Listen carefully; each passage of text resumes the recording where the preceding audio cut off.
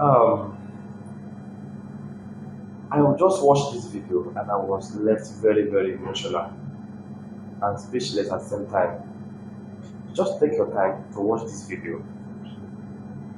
You need to watch this video. Watch this video on yourself. Then tell me what you think we are lacking in this country.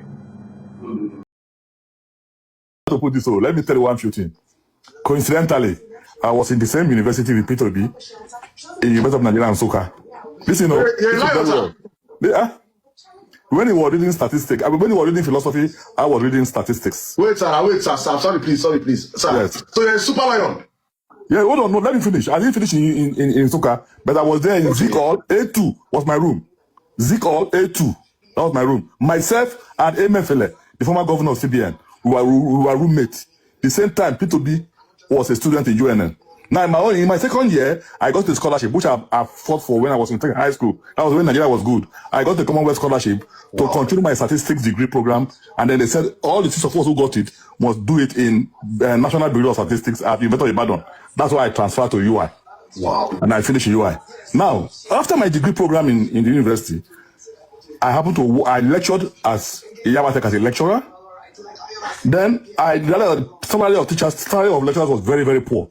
And my colleague, Emefele, had entered the bank. And he told me, so boy, look at what you're earning now. Look at what you're paying us in the bank. That time, I joined Zenith Bank in 1992. Now listen, at that time, Tinubu was the chief accountant of Mobile. Emefele was his account officer. I was working under Emefele. So I knew Tinubu one-to-one. So what I'm going to tell you guys, gentlemen, is this one. I not only know Tinubu very well, I also know Peter B very well. But listen to me very well. This is why I'm telling Nigerians how people can understand this thing. I was just speaking to my kids and I tell them that the reason I'm ashamed of my generation is that my generation enjoyed Nigeria so well, and instead of living Nigeria better, we are living Nigeria worse than we met it. These days, who is that person in Nigeria now that will leave secondary school, pass jam, and do well in the university and get the Commonwealth scholarship? Nobody again. That program is dead. That program is dead. Who is that person that will who has nobody and will be able to enter by merit, right? Go to the university and lecture and enter the bank by merit. Those programs are dead. Who is that person that when you know you have nobody to sponsor you, right in the university, the 50 kobo per meal, government will give you plus state bursary, and you can survive without parental support in the university. These are the things we inherited, and my generation failed to hand it over to our kids. That's why I said I will not forgive them. This is my generation, because if you do not know what we went through, you will not understand how bastardized the economy is today. Now, why I've seen both of them clearly and closely. And that's the reason why I'm telling Nigerians, if only you can give P2B a chance. After 4 years, I swear, if he leaves, you are going to call him back. God bless you, sir. I swear, I'm not betting my life. If he leaves, you are going to call him back. So, okay, you can't go. Don't do Alex OTV. It doesn't take 8 years to make an impact. Thank you. If you want to make it doesn't take. How many months does it take Tinubu to make an impact in devastating our economy? It's just 1 month. Remove subsidy, remove this, because it didn't see that to calculate it, to reflect on it. It's not, up to now, it's not interested. I'll just tell you one thing now. Now, P2B said it can bring in almost 10,000 megawatts of electricity into Nigeria through solar power alone. And he traveled to Egypt. Many of you may not know. He went to Egypt to see how Egypt did it. And Egypt said, yes, we can do it. But the problem is Nigeria is very corrupt. But what did Tinubu do? Right? Egypt said they can do it with 170, not Egypt now, the people that were doing it in Egypt. It's 185 billion naira, that would have been the cost before this exchange rate. But what did Tinubu do? He came into the country, he became a president, he installed solar power only for himself in Ato Rock, and let the other play. Obi will never have done that. But He will never have done that. He will never have said, let me abandon my people and make only myself comfortable. Obi will never have taken 150 billion to go and buy a private jet for himself. Listen, I am a professor in Canada. I'm a professor of statistics and econometrics in Canada.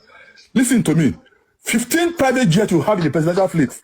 15. That was driving a presidential fleet. Obi will never keep 15 private jets in his presidential fleet. But the choices are very high. He will sell all of them, like the president of Croatia did. In Canada, we have the best aircraft manufacturing company in Canada called Bombardier.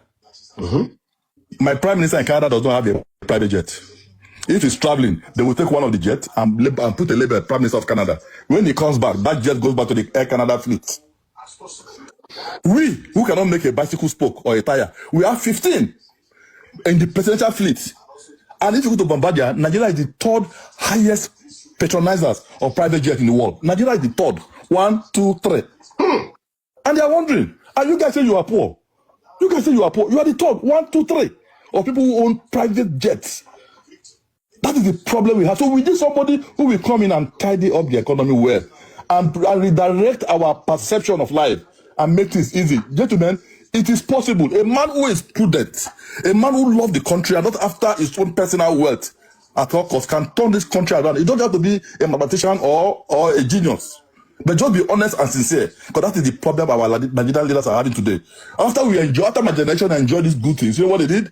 When they came to power, they destroyed the educational system, they established their own. OBJ established a university of his own, Bell University. Atiku went, established his own in Adamawa State. And that is not what leadership is all about. There's no way we build that. Look at the teaching hospital I did. I have a friend there, which is in North Teaching Hospital.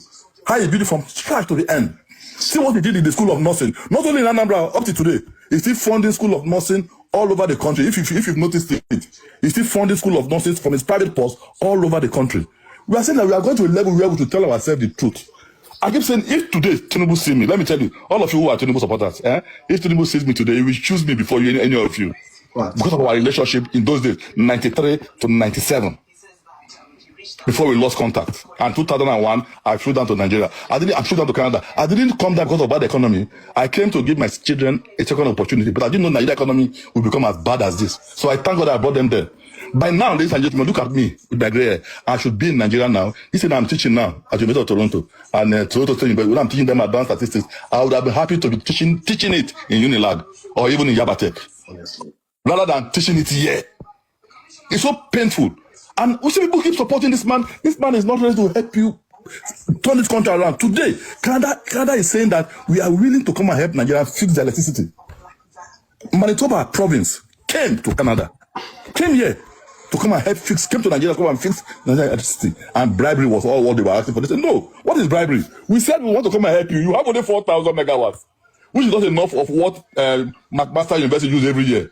We want to come and help you fix this because you have every natural resources here. Your water system is pure and clean. Your solar system is wonderful. You have the rainforest. You have the Sahara system. You have the Sahara. Let's help you fix this thing. And you have the market, 250 million people. Honestly. Yes, we didn't want to do it.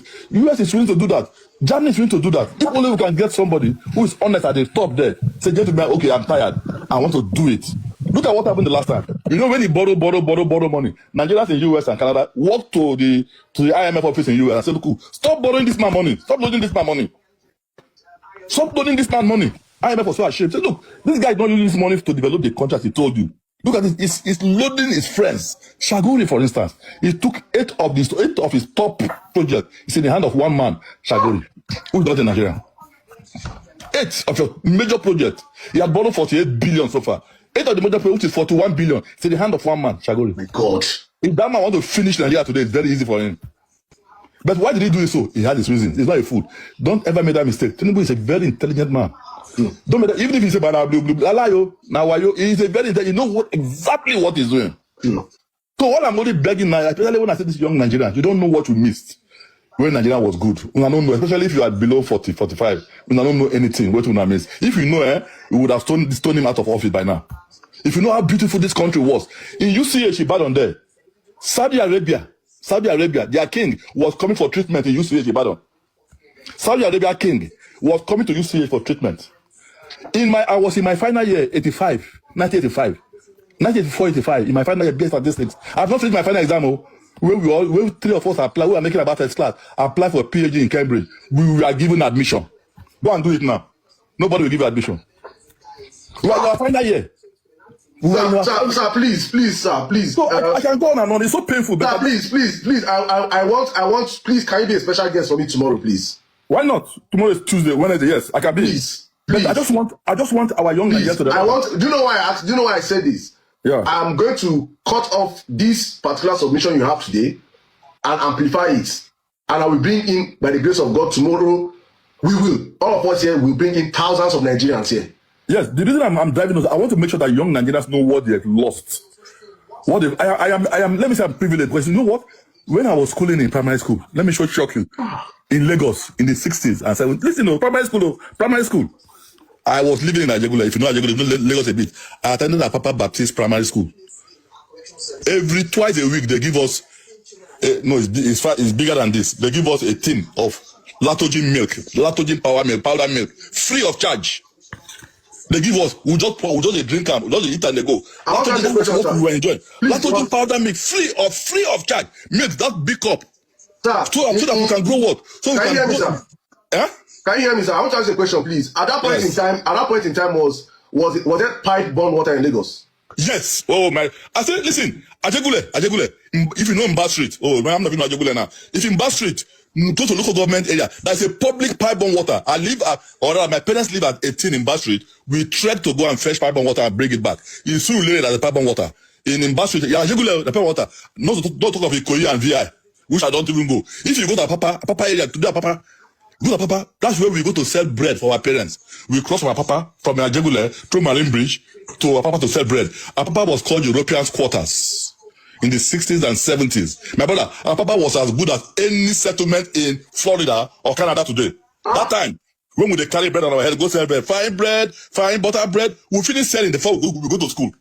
Then school, you have morning school, afternoon school. If you're in afternoon session, you go and sell bread for your mother in the morning. But that is how the place was beautiful. But see how they. I said, because you did not see what happened before, so you're not able to hold these guys responsible. For people like us who saw it, I said, God, when I became a branch manager in Zenith and I went to Papa, I cried. I said, this is Papa, we were growing up and was, oh my God, Nigeria messed up everything. Our problem is leadership, brothers. Leadership, don't be carried away by tribe. I beg you. Don't be carried away by tribe. Don't be carried away by anything. Look at the number of Nigerians in my class here in Toronto. Look at the number. With 100 students today, you have about 30, 40 Nigerians. Some of them are vice principal of secondary schools. They jackpot to imagine somebody become a principal of a secondary school or a vice principal of a secondary school. Jackpot to come and be washing people's bomb and sorry to say that because he's running away from bad governance. And that same person is saying, the devil is the best. So I say, it's not your fault. You don't know anything. If you know, you realize that boy, forget it. Nigeria is a beautiful place. That's what I'm telling people. If this country, if we got it right, people like me, if we got it right, people like now, many more like that will fly down. And so many other people. But because people are running down here because of the bad governance. Now see how bad it is now. You go to a level now, people are coming to kidnap people and killing and banditry, and you say, hey, what is this? What is going on? But we don't understand. Because we don't understand. That's why I want you to let the younger ones know that, hey, once upon a time, this land was blessed. Beautiful. Please, sir, the land is still blessed, so. Please, sir, please. You know why I say the land is still blessed? You know please, I'll have to stop you here. Okay, no problem. I'll see you tomorrow then. Please, you're making me get too emotional right now. Please, yes, sir. I'll see you tomorrow. Let me save this for tomorrow. God bless you, sir. Thank you so much.